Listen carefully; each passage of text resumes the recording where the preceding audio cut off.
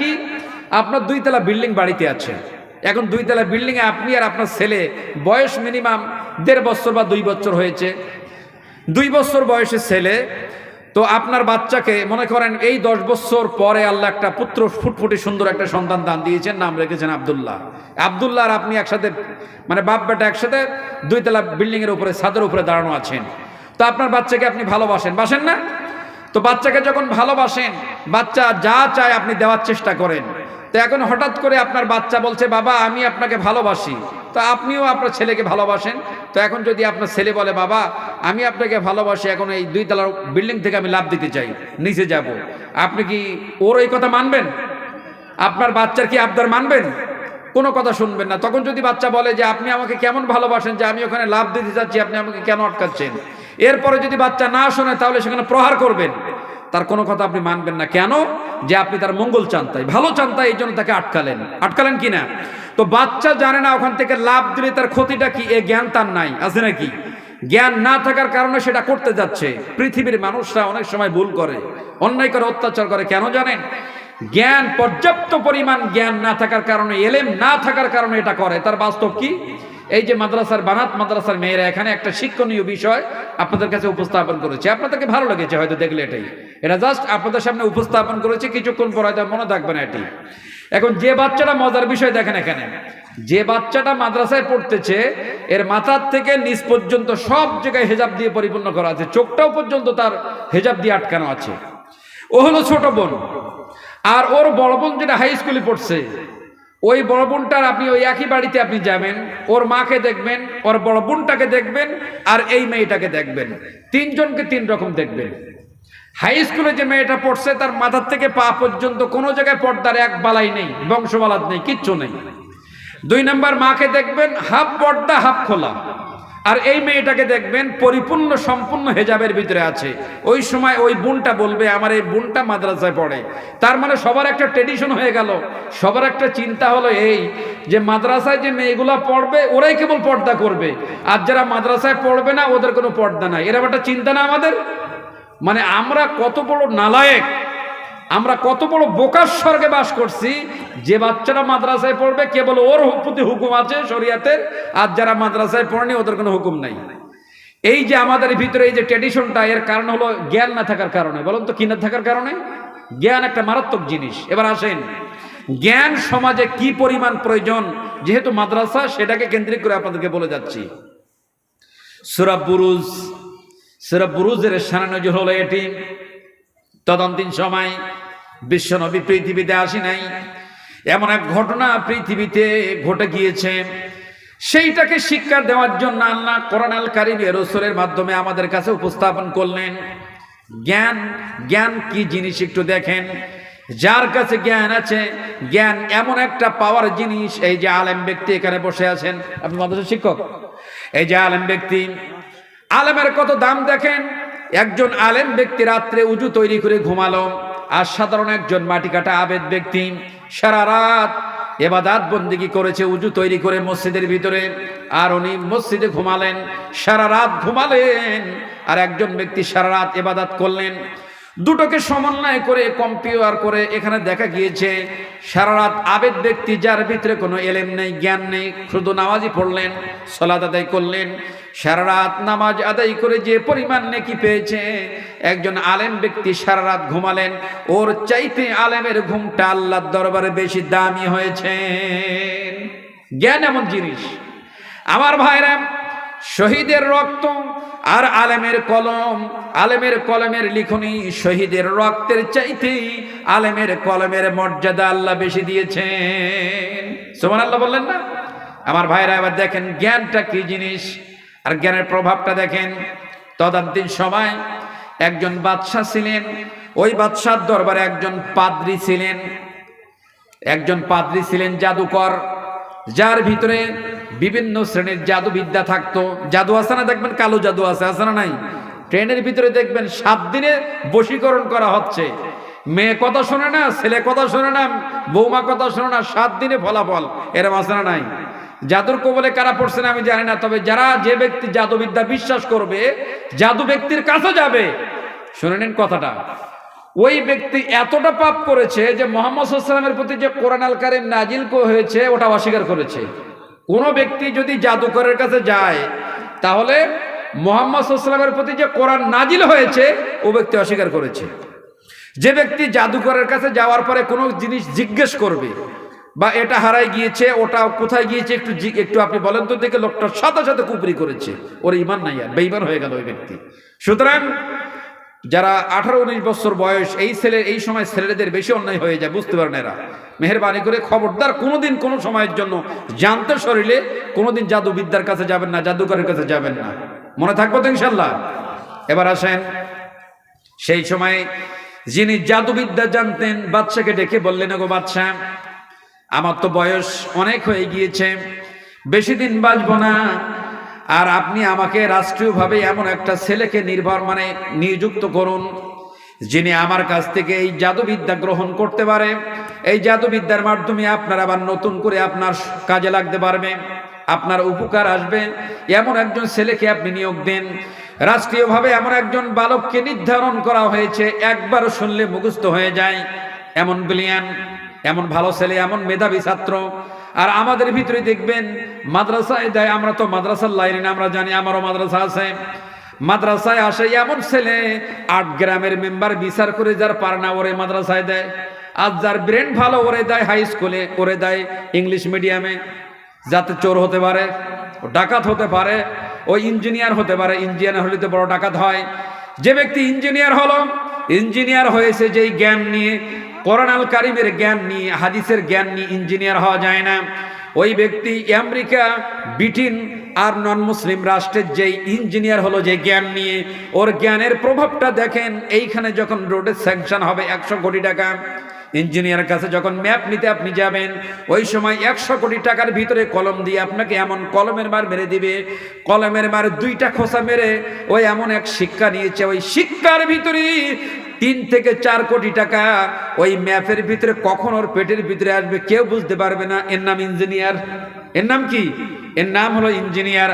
ডাক্তারের কাছে আপনি যাবেন, ডাক্তার যখন প্রেসক্রিপশন করবে আপনারে, 1 টাকার ঔষধ লিখলো না, তার আগে আপনার 10,000 টাকার টেস্ট লিখে ফেলেছে, অথচ এখনো 1 টাকার প্যারাসিটামল লিখি নাই। এও ডাক্তার। বলতেছিলাম জ্ঞানটা কি জিনিস একটু দেখেন, এলেম কারে বলে একটু দেখেন। ওই সময় বললেন ব্রিলিয়ান, এমন একটা ব্রিলিয়ান ছেলে আপনাকে দিতে হবে, একবার শুনলে যেন মুখস্থ হয়ে যায়। এরম বাচ্চা আপনি আমার একটা দিবেন। গোটা গ্রামের মধ্যে হতে এমন একজন বালককে পাওয়া গিয়েছে, একবার শুনলে মুখস্থ হয়ে যায়, এমন একটা ছেলেকে নির্ধারণ করা হলো রাষ্ট্রীয়ভাবে। ওই যে জাদুবিদ্যা, বৃদ্ধ ব্যক্তির বাড়ি আমাদের এখান থেকে অনেক দূরে, তোমার বাড়িতে একটু দূরে আছে, ওর কাছ থেকে জাদু যেদিন শিক্ষা হয়ে যাবে, যেদিন শিক্ষা গ্রহণ করা কমপ্লিটলি হয়ে যাবে, ওদিনের থেকে তোমার এই রাষ্ট্রীয়ভাবে তুমি এই দায়িত্ব পাবা, স্থল ভিত্তিক হয়ে যাবে এখানে। তার দায়িত্ব যখন দিয়ে দেওয়া হলো, এবার বাড়ির থেকে জাদু যে পথ দিয়ে শিখতে যায়, ওই পথে মধ্যে এমন একজন সাধক ব্যক্তি আছেন, একটা এরকম প্রতিষ্ঠান আছেন, ওইখানে বসে বসে মানুষদেরকে উপদেশ দেন, কোরআন হাদিসের কথা ওই সময় তিনি বলেন। এখন বালক জাদু শেখার জন্য যখন যাচ্ছেন, যেতে যেতে ওই সাধকের ধর্মশালার ভিতরে ওখানে প্রবেশ করেছে। ওই সময় যখন কথাবার্তা শুনেছে, একটু ভালো লেগেছে, কথাবার্তা শুনে জাদুকরের কাছে গেলেন জাদু শিখতে, জাদু শিখে ফিরে আসতে আবার একটু বসে, এভাবেই করতে করতে এমন একটা পর্যায়ে গেল যখন তার জাদুকরের কাছে যেতে দেরি হয়ে যায়। এইখানে বসার কারণে যিনি জাদু শিক্ষা দিচ্ছেন, এই দেরি হওয়ার কারণে তার প্রহার করে, আবার ওখানে গিয়ে বসে আবার সাধকের কাছে বসেন। এখান থেকে যখন বাড়িতে যায় দেরি হওয়ার কারণে আবার তারে প্রহার করে।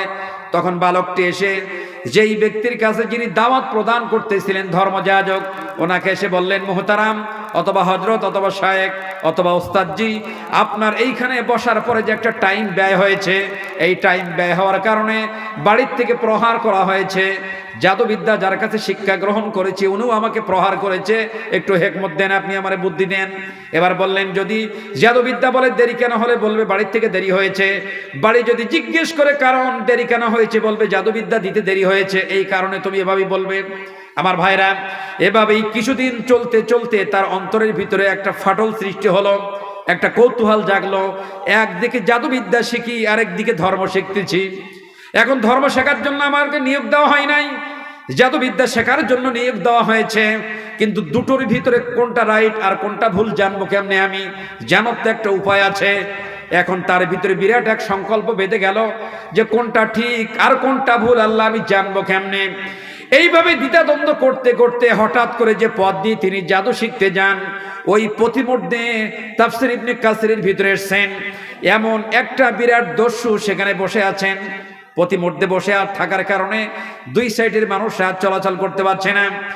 এমন পরিস্থিতিতে দুই সাইডে মানুষ জমা হয়েছে। এবার সে আল্লাহর কাছে শুকরিয়া আদায় করে বললেন, আল্লাহ বোঝা যাবে ইলম ভালো নাকি জাদুবিদ্যা ভালো, এটা আমি আজ ট্রাই করে দেখবো আজকে এখানে। এবার তিনি একটা পাথর উঠালেন হাতে। এবার এওরাদা করেন অন্তর থেকে, অন্তরের একটা চোখ আছে, অন্তর এমন একটা চোখ, এখান থেকে কলকাতায় যাবেন, কলকাতা থেকে ফিরে আসবেন, কলকাতার শহরটা সরাসরি না দেখতে পারেও অন্তরের চোখে দেখা যায়, যায় না আমার ভাইরা? ওই বালকটি অন্তরের চোখ দিয়ে আল্লাহর কাছে দোয়া করলেন, আল্লাহ তাআলা জাদু বিদ্যার চাইতে ধর্ম যাজকের ইলমটা যদি রাইট হয়, ভালো হয়, তাহলে আমি পাথরটা নিক্ষেপ করলাম যে এই জন্তুটা আটকে আছে পথ, ও যেন মরে যায় অথবা সরে যায়। এ বলে তিনি পাথর মারলেন। পাথর মারার সাথে সাথে জন্তুটি মারা গিয়েছে। বলুন সুবহানাল্লাহ। আমার ভাইরা, এবার যখন জন্তু মারা গিয়েছে, সমস্ত জায়গায় একেবারে নিউজ হয়ে গিয়েছে, ভাইরাল হয়ে গিয়েছে, সব জায়গায় খবর হয়ে গেল যে এই ছেলের একটা ঢিলের কারণে ওই জন্তুটি মারা গেল, অথচ তার কাছাকাছি আমরা যেতে পারছিলাম না। সব জায়গায় যেতে যেতে এই কথাটা ধর্মযাজকের কাছ পর্যন্ত চলে গেল। যখন ওই বালকটি ধর্মযাজকের কাছে বসলেন, এবার ধর্মযাজক বললেন, বেটা শুনে নাও, আমি এখন বুঝতে পেরেছি আমি তোমার যে জ্ঞান দান করেছিলাম, এখন আমি তোমার ওস্তাদ, কিন্তু তোমার ভিতরে এমন জ্ঞানের প্রভাব আসছে, আমার চাইতে দামি তুমি হয়ে গিয়েছ। সুতরাং তোমার কাছে জ্ঞান থাকার কারণে তোমার সামনে আসবে বিপদ, তোমার সামনে আসবে পরীক্ষা। যখন পরীক্ষা তোমার সামনে আসবে, খবরদার খবরদার তুমি যেন আমার নাম বলবে না। আল্লাহ তাআলা ওই বালকের আরো দুটো কোয়ালিটি দান করেছিলেন। যাদের এই চর্মরোগ ছিল, কুষ্ঠরোগী ছিল, কুষ্ঠরোগী তার কাছে আসলে দোয়া করলে ভালো হয়ে যেত। জন্মের থেকে কোনো ব্যক্তি যদি অন্ধ হতেন, তার কাছে আসলে দোয়া করলে চোখের দৃষ্টি নতুন করে ফেরত আসতেন, এমন ক্ষমতা আল্লাহ তাআলা দান করলেন। সব জায়গায় এই প্রচার যখন হতে লাগলেন, ওই সময় ওই জালেম বাদশাহ যিনি মানুষের উপরে অত্যাচার করতেন, মানুষের প্রতি নির্যাতন করতেন, নিষ্পেষণ করতেন, কিন্তু তার বিরোধিতা করার ক্ষমতা কারো ছিল না। কে তার বিরোধিতা করবে, কে তার বিরুদ্ধে অ্যাকশন নিবে? কেউ নিত না। তার অত্যাচার সবাই মেনে নিলেন। ঠিক ওই সময় তার একজন মন্ত্রী হঠাৎ করে তার অফিস বন্ধ করে দিলেন, কারণ চোখের দৃষ্টি হারাই গেল মন্ত্রীর। চোখের দৃষ্টি মন্ত্রীর যখন হারাই গিয়েছে, মন্ত্রী অফিস করতে পারে না। তিনি খবর দিলেন বাদশাকে, আমার চোখের দৃষ্টি নষ্ট হয়েছে, আমি অফিস করতে পারবো না। এভাবেই করে তিনি যখন বাড়িতে থাকতে লাগলেন, মানুষের মাধ্যমে জানতে পারলেন এমন একজন বিসংস্কার বালক, তার কাছে গেলে আপনার চোখের দৃষ্টি ভালো হয়ে যাবে। শোনার সাথে সাথে তিনি বহুত চাঁদি নিলেন, সোনার উপা নিলেন। এবার বালকের কাছে যে বললেন, ওগো বালকের, শুনেছি নাকি তুমি মানুষের দৃষ্টি ফেরত আনতে পারো, আমি তোমার টাকা পয়সা সোনা দানা সব কিছু দিয়ে দিচ্ছি, আমার চোখের দৃষ্টি যেন আগের মতো ফিরে আসে, এই জন্যই সুযোগটা তুমি আমারে করে দিয়ে দাও। পরিচয় নিলেন, কে আপনি? সমস্ত ডিটেলস খুলে বললেন ওই সময়। এবার তিনি বললেন, টাকা পয়সা চাঁদি কিছু লাগবে না আমার, আপনি যদি আল্লাহর প্রতি ঈমান আনয়ন করতে পারেন, আল্লাহর প্রতি বিশ্বাস স্থাপন আপনি যদি করতে পারেন, আপনার জন্য আল্লাহর কাছে আমি দোয়া করতে পারি। আমার ভাইরা, এবার তিনি বললেন, শুধু এইটুকু, আর কিছু না? তিনি বললেন না। এবার বললেন, ঠিক আছে, আমি আল্লাহর প্রতি ঈমান আনলাম, বিশ্বাস করলাম আল্লাহ তাআলার উপরে। এ কথা যখন তিনি স্বীকার করে নিলেন, আল্লাহর কাছে দোয়া করলেন, সাথে সাথে মন্ত্রীর চোখের দৃষ্টি ফিরে আসলো। এবার দ্বিতীয় দিন যখন আবার তিনি তার অফিস করা শুরু করলেন, বাদশা জিজ্ঞেস করলেন, তোমার চোখের দৃষ্টি কে ফেরত দিয়েছে? তিনি বললেন, আমার রব আল্লাহ। তিনি বললেন, আমি তোমার, তাহলে আমি তো তোমার রব। তিনি বললেন, আপনি রব নয়, তাহলে কে রব? তিনি বললেন, যিনি আপনার সৃষ্টি করলেন, তিনি আমার সৃষ্টি করলেন, সৃষ্টিকর্তা খালিক, তিনি আমাদের দৃষ্টি ফেরত দিয়েছেন। তিনি বললেন, এ কথা তোমার কে শিক্ষা দিয়েছে? তিনি বললেন বলা যাবে না কথা। অনেক পিড়াপিড়ি করার পরে, প্রহার করার পরে যখন মন্ত্রীকে প্রহার করলেন, মন্ত্রীর উপর প্রেসার ক্রিয়েট করলেন, তখন বললেন ওই যে বালক, ওই বালকের কাছ থেকে আমরা এই ধরনের উপকার পেয়েছি, দৃষ্টি ফেরত দিয়েছে। সাথে সাথে বাদশার দরবারে বালককে হাজির করা হয়েছে। এবার বালককে বলা হলো সম্ভবত জাদুবিদ্যা কাজ হওয়া শুরু হয়েছে। তিনি বালক বললেন না, জাদু বিদ্যা নয়, এটা আল্লাহ তাআলার ইলমের মাধ্যমে চোখের দৃষ্টি ফেরত এসেছে, আমার কোনো ক্ষমতা নাই। তার সাথে অনেক পিড়াপিড়ি হলো, অনেক কথাবার্তা হয়েছে। কোনো কথা জুলুমের জুলুম হয়ে যায় এমন কোনো কথা বালক বলে নাই। জিজ্ঞেস করা হলো এই কথা কোথায় পেয়েছো, এই জ্ঞান তোমার কে দিয়েছে? দেখেন জ্ঞান কারে বলে। এইখানে মাদ্রাসা, এইখানে বাচ্চারা এমন একটা বিষয় আপনাদের কাছে উপস্থাপন করেছে, যাদের বাড়িতে বেটা ছেলে আছে, প্রায় 22 বছর পর, 20 বছর পর, 24 বছর পর ছেলেটারে যখন বিবাহ দিবেন, বাবা চিন্তা করে মেয়ের বাবার কাছ থেকে কিছু আদায় করতে হবে। এই ধরনের একটা শিক্ষা আপনাদেরকে দিচ্ছিল। জ্ঞান কারে বলে দেখেন। ওই সময় ওই বালক তিনি বললেন না, বলা যাবে না। অনেক পিড়াপিড়ি করার কারণে, পিড়াপিড়ি করার পরে এবার ধর্মযাজকের নাম বলে ফেললেন। আমি এই জ্ঞান পেয়েছি, ওই যে একটা ঘর আছে, ওই সাধকের কাছ থেকে, ধর্মযাজকের কাছ থেকে এই জ্ঞান আমি তার কাছ থেকে পেয়েছি। বলার সাথে সাথে ধর্মযাজককে উঠাই নিয়ে আসা হলো, জালিমা উঠাই নিয়ে আসলেন জালিম বাদশা। এনে বললেন তুমি তোমার জ্ঞান ছেড়ে দাও, আমারে প্রভু বলে মেনে নিয়ে নাও। তিনি বললেন সম্ভব নয়, আমি এটা কোনোদিন করতে পারবো না, এটা করা সম্ভব নয়। অনেক পিড়াপিড়ি করার পরে যখন কোনো কায়দায় তার কাছ থেকে আলাদা হওয়া গেল না, কোনোভাবেই যখন সরা গেল না, তখন ওই ধর্মযাজক আলেমকে ওই বাদশা কি করেছে আপনি জানেন?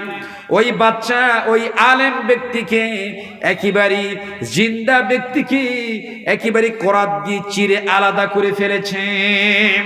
আমার ভাইরা, করাত দিয়ে যখন তারা চিরতেছিলেন, একজন জিন্দা মানুষের হাতের নখ কাটতে কাটতে একটু যদি নখ বেশি কেটে যায়, দেখবেন কি পরিমাণ জ্বালা করে। এত জ্বালা করে সহ্য করা যায় না। হঠাৎ একটা নখ যদি উঠে যায়, আমরা যন্ত্রণায় সারাদিন কান্নাকাটি করতে থাকি। একটা হাত যদি ভেঙে যায়, সাথে সাথে ডাক্তারের কাছে অ্যাপয়েন্টমেন্ট নেওয়া লাগে, হাতটা যেন তাড়াতাড়ি ঠিক হয়ে যায়। হঠাৎ যদি অ্যাক্সিডেন্টে একটা পা কেটে যায়, ছটফট করে সমস্ত আত্মীয় স্বজন এক জায়গায় হয়ে যায়, সান্ত্বনা দিয়ে দেয়, অ্যান্টিবায়োটিক দেওয়া লাগে, ইঞ্জেকশন দেওয়া লাগে। আমার ভাইরা, ধর্মের কারণে, ইসলামের কারণে, কোরআনুল কারীমের কারণে, আল্লাহর ঈমানের কারণে ওই ধর্মযাজক আলেমকে এবার ওই জালিম বাদশা কি করলো আপনি জানেন? ওই জালিম বাদশা ওই আলেমকে কোরাত এনে তাকে মাথার থেকে ফাটতে ফাটতে আলাদা করে ফেলেছে। ফাড়ার আগে জিজ্ঞেস করা হয়েছিল, আপনি যদি এই ধর্ম ছেড়ে আমাকে মেনে নিয়ে নেন, তাহলে আপনার জীবনটা আপনার ভিক্ষা দিব, ফেরত দিয়ে দিব। তিনি বললেন এরাম 100 জীবন যদি আল্লাহ আমারে দান করে, আর প্রত্যেকবার যদি জোরপূর্বক আমার জীবনটা বের করে নিয়ে নেন, তারপরেও আল্লাহর ঈমান থেকে এক চুল পরিমাণ আমি সরে যাব না। এর নাম হলো ঈমান, এর নাম হলো এলেম। এর নাম কি? এর নাম হলো এলেম। আর আমাদের অবস্থা যদি গায়ে একটু জ্বর হয়, 2 মাস মসজিদে আসিনি। কথা বলেন? যদি পায়ে একটু ব্যথা লাগে আর মসজিদ মুখ হই না, কারণ ব্যথা লাগছে, তাই ওষুধ দিয়ে দিই আমরা, হলাম এটি ধর্ম। আমরা এমন মানে আমরা তো ধর্ম বুঝি না। আমার প্রিয় ভাইরা, এই এলাকায় এটা বানাত মাদ্রাসা, এই এলাকার মানুষের কত সৌভাগ্যবান, কত ভাগ্যবানেরা, এখানে এলেম চর্চা হচ্ছে। আপনার তো এলেম নেই। আপনার পেটের ভিতরে যদি পারমাণবিক অস্ত্র মারা হয়, আপনি হাদিসের একটা আরবি ইবারত বলতে পারবেন না। সূরা ফাতিহা পড়েন, প্রথম আয়াতটা 100 জায়গায় ভুল হয়ে যাবে। না জানেন কোনো মাখরাজ, না জানেন কোনো মাপ, না জানেন কোনো ল্যাঙ্গুয়েজ, কিছুই জানেন না আপনি। সূরা ফাতিহার প্রথম আয়াত থেকে আপনার লাইফটাই ভুল হয়ে গেল, আপনি জানেন না এটি। কিন্তু আনন্দের বিষয় হলো এটাই, আপনি মূর্খ মানুষ, আপনার স্ত্রী মূর্খ, কিন্তু আপনার ভিতরে এমন একটা প্রদীপ বের হয়েছে। এখানে সামান্য কিছু টাকা পয়সা দিয়ে একটা বাচ্চাকে এখানে রাখলেন, সেই বাচ্চা ফারাগাত হয়ে আলেমা হয়ে গেল। ওই আলেমা হওয়ার কারণে আল্লাহ তাআলা ওই মেয়ের মাধ্যমে, ওই মেয়ের পেট দিয়ে যত বাচ্চা পৃথিবীতে আসবে, অন্তত ওই এলেম ওই মেয়েটা থাকার কারণে ওই মেয়ে জানবে, ছেলে হোক আর মেয়ে হোক, আগের থেকে তার মানে একেবারে ম্যাপ হয়ে যায় যে আমার বাচ্চাটাকে কোন মাদ্রাসা দেওয়া যায়, কোন জায়গায় ভালো মাদ্রাসা, কোন জায়গায় লেখাপড়া ভালো হয়, সে সেইখানে দিয়ে দেবে। আপনার চিন্তা করতে হবে না। এলেম প্রাপ্ত মানুষদের চিন্তা ঠিক এরামই থাকে। আমার প্রিয় ভাইরা, এলেমটা ঠিক এরামই। আল্লাহ তাআলা কোরআনুল কারীমের ভিতরে বললেন, ইয়ারফাইল্লাহুল্লাযীনা আমানু উতুল ইলমা দারাজাত। আল্লাহ তাআলা বললেন, ইয়ারফাইল্লাহু আল্লাযীনা আমানু মিনকুম ওয়াল্লাযীনা উতুল ইলমা দারাজাত। যে ব্যক্তি আল্লাহর প্রতি ঈমান আনায়ন করবে আর আল্লাহ যারে জ্ঞান দান করবেন ওই ব্যক্তিকে আল্লাহ তাআলা মর্যাদায় মণ্ডিত করবে। বলুন সুবহানাল্লাহ। আমার ভাইরা, এই শেষ জামানায় মানুষের খারাপ পরিস্থিতি এত হবে, শুনে নেন। বিশ্বনবী তিনি বললেন, ইয়াতাকাবারুজ জামানু ওয়া ইয়াকবিদুল ইলমু ওয়া তাযহারুল ফিতনা ওয়া ইলকুশ শুহা। হাদিসটি বুখারী, মুসলিম এবং মিশকাতের 5156 নম্বর হাদিস। হযরতে আবু হুরায়রা হাদিসটা বর্ণনা করেছেন। আল্লাহর নবী তিনি বর্ণনা করেছেন, ইয়াতাকাবারুজ জামানু, এমন একটা সময় আমার উম্মতের কাছে আসছে যেই সময় মানুষের কাছ থেকে সময় চলে যাবে তাড়াতাড়ি। দিন কখন চলে যাবে, সপ্তাহ, মাস, বছর মানুষের কাছ থেকে দ্রুত চলে যাবে, বুঝতে পারবে না। ওয়ায়াকবিদুল ইলমু, আর মানুষের কাছ থেকে আল্লাহ তাআলা ইলম উঠাই নেবেন, ইলম থাকবে না জাতির কাছে। সাহাবারা বললেন, ইয়া রাসূলুল্লাহ, মানুষের কাছ থেকে আল্লাহ কেমনে ইলম উঠাই নেবেন? আল্লাহর নবী বললেন, মানুষের কাছ থেকে আল্লাহ দুই ভাবে ইলম উঠাই নেবেন। এক, হক্কানি আলেম যারা আছেন, হক প্রাপ্ত আলেম যারা আছেন, যাদের কলিজার ভিতরে আল্লাহ তাআলা ইলম দিয়েছেন, আল্লাহ তাআলা ওই ব্যক্তিদেরকে মরণ দিবেন। তার মানে এই এলাকায় হক্কানি আলেম যদি থাকে, আল্লাহ তাআলা ওই আলেমকে যদি মরণ দিয়ে দেয়, এই গোটা এলাকার মানুষ মরে গেল। মাসলা জানবে না, কোনো মাসলার ব্যাপারে কোথায় নিয়ে আসবে, বাইরের মানুষ এসে ভুলভাল মাসলা দিয়ে দেবে, আপনারা সোজা পথে কেউ আনতে পারবে না। বলতেছিলাম, আল্লাহ তাআলা পৃথিবীর থেকে ইলম উঠাবেন দুই ভাবে। হক্কানি আলেম যারা, আল্লাহ তাদের মরণ দিবেন। আর যদি হক্কানি আলেম পৃথিবীর থেকে চলে যায়, তাহলে ইলম পৃথিবীতে থাকবে না, ইলমের চর্চা বন্ধ হয়ে যাবে। ফারাগাত মাদ্রাসা, এখানে সৌভাগ্যবান মানুষ এরাই, এদের মুক্ত হস্তে এখানে দিতে পারছেন, বাচ্চাগুলো ইলম অর্জন করলেন। আল্লাহর নবী বললেন, আল উম্মাহাতু মাদ্রাসাতুন, একটা মহিলা হলো একটা ইউনিভার্সিটি। এই পৃথিবীতে যত কারখানা আছে, এই পৃথিবীতে যত কলকারখানা আছে, পৃথিবীতে সর্বশ্রেষ্ঠ কারখানা হলো মহিলাদের পেট। মহিলাদের পেটের চাইতে বড় কলকারখানা পৃথিবীতে আর নাই। কারণ মায়ের পেটের মাধ্যমে পৃথিবীতে যেই প্রোডাক্ট আসে, পৃথিবীতে যারা আসে, যেই জিনিসটা পৃথিবীতে আসে, সেই জিনিসটা হলো আমরা। আর আল্লাহ তাআলা সৃষ্টি জগতের ভিতরে সবচেয়ে দামি বলেছেন বনি আদম। আর বনি আদমের সৃষ্টি আল্লাহ তাআলা করেছেন মায়ের পেটে। বলুন সুবহানাল্লাহ। সুতরাং যে মা যত ভালো হবে, যে মা যত পর্দায় থাকবে, ওই মায়ের পেটে আল্লাহ তাআলা নেক সন্তান দান করবেন। কি সন্তান? নেক সন্তান দান করবেন। সুতরাং আমার প্রিয় ভাতৃমণ্ডলী, বলতেছিলাম, এই ফারাগাত মাদ্রাসা, এখানে বানাত মাদ্রাসা, ফারাগাত না, তিরমিজি পর্যন্ত না, ফারাগাত পর্যন্ত, মাশাআল্লাহ বারাকাল্লাহ। বলছি না, এই ফারাগাত মাদ্রাসাটা আপনাদের। কিয়ামতের মাঠে আপনি দেখবেন আপনার বাবা আছে, দেখবেন স্ত্রী আছে, সন্তান আছে, বন্ধু বান্ধব সব আছে, টাকা পয়সা আছে। একটা নেকি হলে আল্লাহ তাআলা আপনাকে বলে দিয়েছেন, তোমার বিচার কমপ্লিটলি। একটা নেকি যদি হয় তুমি জান্নাতে যেতে পারবে, যাও একটা নেকি নিয়ে আসো। ওই ব্যক্তি সমগ্র কিয়ামতের মাঠে প্রত্যেক ব্যক্তির কাছে যাবে। আপন বলেন, পর বলেন, চেনা বলেন, অচেনা বলেন, প্রত্যেক ব্যক্তির কাছে যাবে। স্ত্রীর কাছে যাবে, মায়ের কাছে যাবে, ছেলের কাছে যাবে, বন্ধুর কাছে যাবে, বান্ধবীর কাছে যাবে, বোনের কাছে যাবে, ভাইয়ের কাছে যাবে।